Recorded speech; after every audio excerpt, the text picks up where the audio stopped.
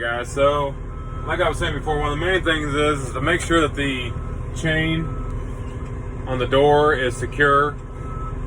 One of our rookie mistakes we made when we first started this was you would just go up here and suppose that people just knew, hey, shut the door, make sure it's all locked up and ready to go. Well, that wasn't always the case, and you go and pick up a dumpster and the back door would come open and then you got a mess on your hands. So that's one of the main things is you want to make sure the door latch is secure before you start picking these things up. Then after that, really all it is let me get the tarp over the top of this thing. All it is after that is just pulling a couple levers. I mean, we got the hook system on all of our dumpsters. There's two different types of systems if you're not familiar with roll-off dumpsters. There's a cable system, which is kind of the old style, and then there's the hook system.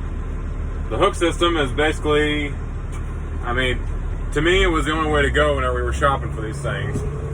You basically control all the, the arm and everything from the inside of your cab, and you only have to get out. You don't have to get out in the middle of winter time and hook up a cable, then winch the cable up, and then you got the maintenance on the cable and everything like this. This thing here, it's got two levers, an in and out, and then a back and a forward.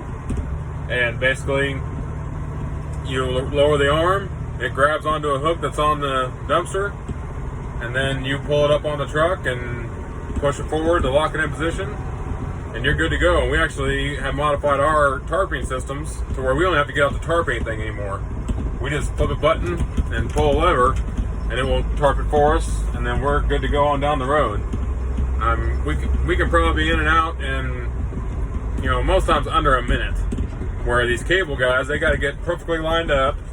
They have to make sure their cable's in good shape. Then they have to hoist it up there. And the other problem is too with that is there's really no safety as far as the cable goes. If that cable would snap when it's gonna, when you're raising that dumpster up on there, you'd just be in big time trouble. It'd be, you're talking about a full dumpster on rollers coming down those rails.